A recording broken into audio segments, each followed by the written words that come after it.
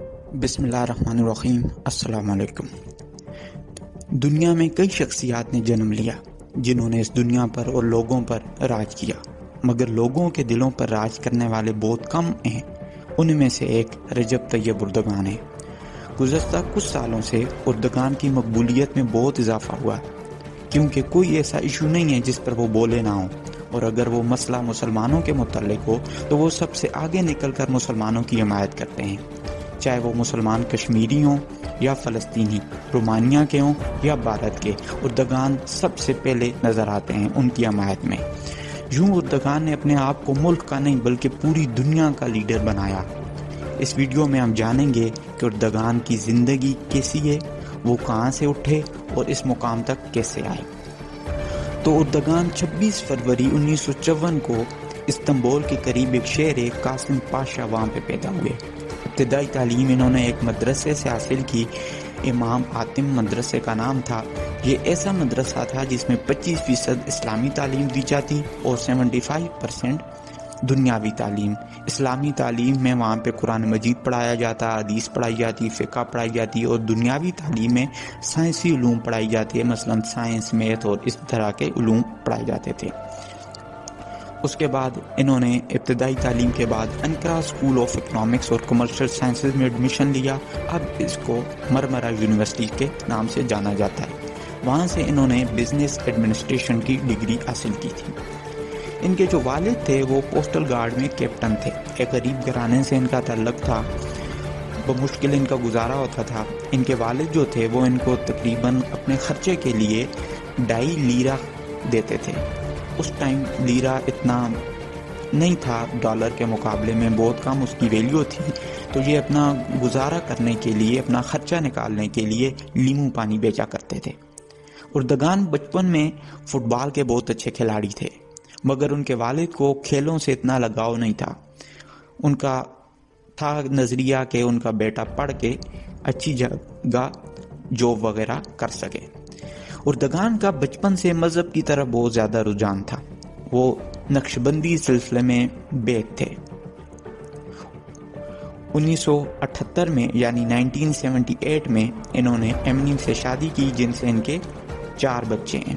اپنی سیاست میں آنے کے 2 سال بعد یعنی 1976 میں انہوں نے سیاست شروع کی اور 1978 میں انہوں نے شادی کی۔ ان کے 4 بچے ہیں۔ احمد سب سے بڑا بچہ 1979 میں پیدا ہوا، اپنا بزنس کرتا ہے۔ اسی طرح بلال 1981 میں پیدا ہوا، وہ بھی اپنا بزنس کرتا ہے۔ اس کے بعد ان کی 2 بیٹیاں ہیں۔ اسرا 1983 میں پیدا ہوئی، سماجی رہنما ہیں، اور ان کے جو شوہر ہیں اردگان کی پارٹی میں وزیر ہیں۔ اس کے بعد سمیہ 1985 میں پیدا ہوئی، یہ 2013 میں اپنے والد کی چیف ایڈوائزر بھی رہ چکی ہیں۔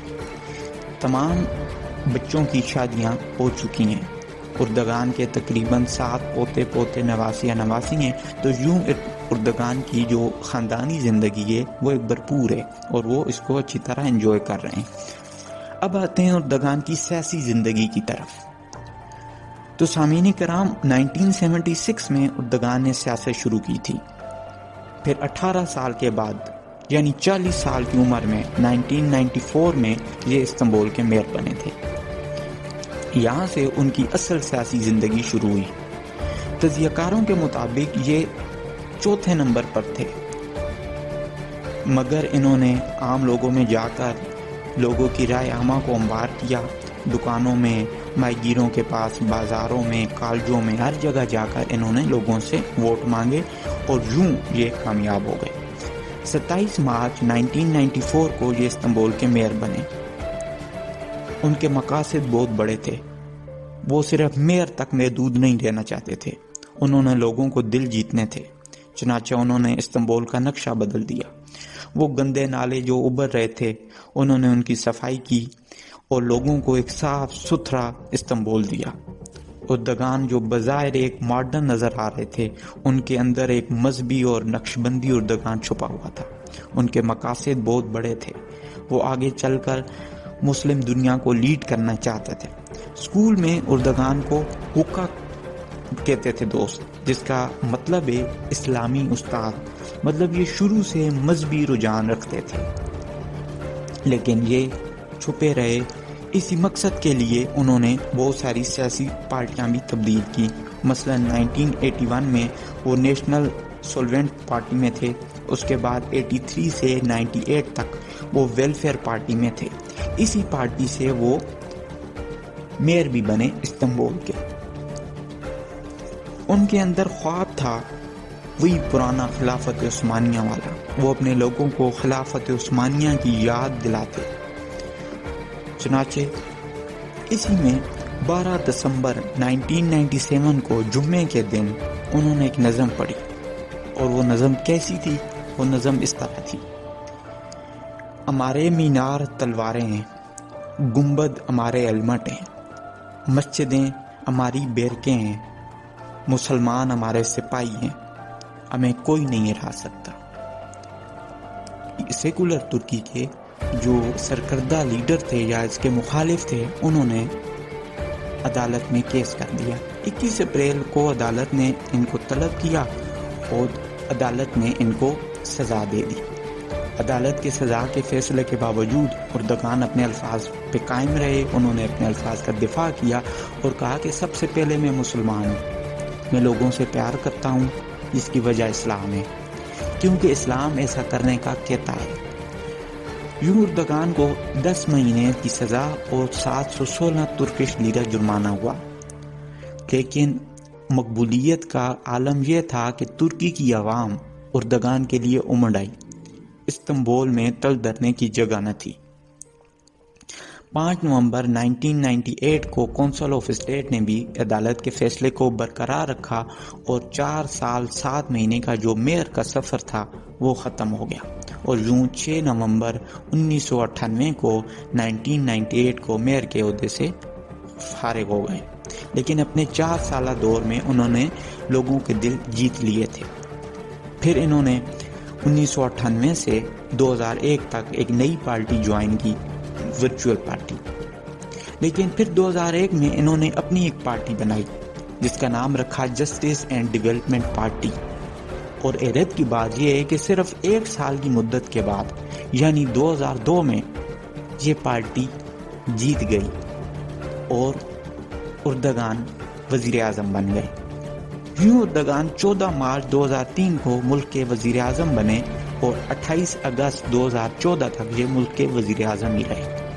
پھر 28 اگست 2014 سے یہ صدر بنے اور ابھی تک یہ صدر ہی ہیں۔ تو ہم کہہ سکتے ہیں کہ تقریباً 18 سال سے ترکی پہ حکمرانی اردگان کی ہے۔ اردگان ایک مذہبی شخصیت ہے، بظاہر وہ ماڈرن نظر آتے ہیں لیکن ان کے اندر ایک مذہبی رہنما چھپا ہوا ہے جو کشمیر، فلسطین اور مسلمانوں کی بات کرتا ہے۔ انہوں نے جمہوریت کو اتنا پسند نہیں کیا اور سیکولرزم کو اتنا پسند نہیں کیا۔ اس کی مثالیں یہ ہیں کہ وہ حافظوں کو مفت عمرہ کرواتے، نمازی بچوں کو وہ چاکلیٹ دیتے۔ جب وہ پہلے دور میں وزیر اعظم بنے تو انہوں نے فلسطینیوں کی مدد کے لیے اسرائیل سے اپنے تعلقات بحال کرنے کی کوشش کی اور انہوں نے اسرائیل کا دورہ کیا۔ اس دورے کا مقصد یہی تھا کہ فلسطین کے لوگوں کی کسی طرح مدد ہو سکے۔ 2007 اور 2008 میں جب غزہ کی پٹی کے اندر فلسطینی محصور ہو گئے تھے تو اردگان نے ان کی کافی امداد کی۔ اسی طرح 2008 اور 2009 میں دسمبر اور جنوری میں تقریباً 1000 فلسطینیوں کو شہید کیا گیا۔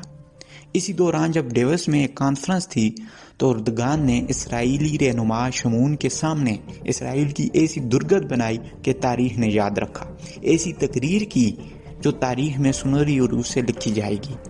جب تقریر سے انہیں روکنے کی کوشش کی گئی تو یہ اٹھے اور چلے گئے اور کہا کہ مجھے اسرائیل سے آدھا وقت بھی نہیں دیا گیا۔ تب دنیا نے سوچنا شروع کیا کہ یہ کون آدمی ہے۔ تب عالمی سطح پر اردگان کو جانا جانے لگا۔ اردگان نے اپنے دور حکومت میں جو تقریباً 20 سال پہ محیط تھے، 18 سال پہ محیط تھے، اس کے دوران ان کے دور حکومت میں مخالفین نے ان پر کافی الزامات بھی لگائے۔ مثلا 2013 میں درختوں کی کٹائی کے معاملے پر ان پر تنقید کی گئی، کرپشن کے الزامات لگے، ان کے کافی دوستوں کو گرفتار کیا گیا، لیکن وہ اس سے بچ گئے۔ پھر 2016 میں ان کے خلاف فوجی بغاوت ہوئی جو ناکام ہو گئی اور حیرت کی بات یہ ہے کہ اس فوجی بغاوت کو لوگوں نے ناکام کیا. لوگ ٹینکوں کے آگے لیٹ گئے، انہوں نے اپنی جانوں کو قربان کیا اور ان لوگوں کو جو بغاوت میں شامل تھے ان کو پکڑ کے حکومت کے حوالے کیا. اسی طرح اردگان کے جو کام ہیں، جس رفتار سے وہ کام کر رہے ہیں، اس سے لگتا ہے کہ ان کا جو مقصد ہے وہ خلافت عثمانیہ کو بحال کروانا ہے. مثلا 2020 میں انہوں نے آیا صوفیہ کو مسجد میں تبدیل کیا، جو کہ تقریباً 80 سال سے ایک عجائب گھر بنا ہوا تھا. اب یہ آنے والا وقت بتائے گا کہ 2023 میں کیا ہوتا ہے، لیکن بظاہر ایسا محسوس ہوتا ہے کہ وہ جو کام بھی کرتے ہیں وہ ایک قدم اپنے مقصد کی طرف آگے بڑھتے جا رہے ہیں، اور ان کا مقصد بظاہر خلافت عثمانیہ ہی نظر آتی ہے.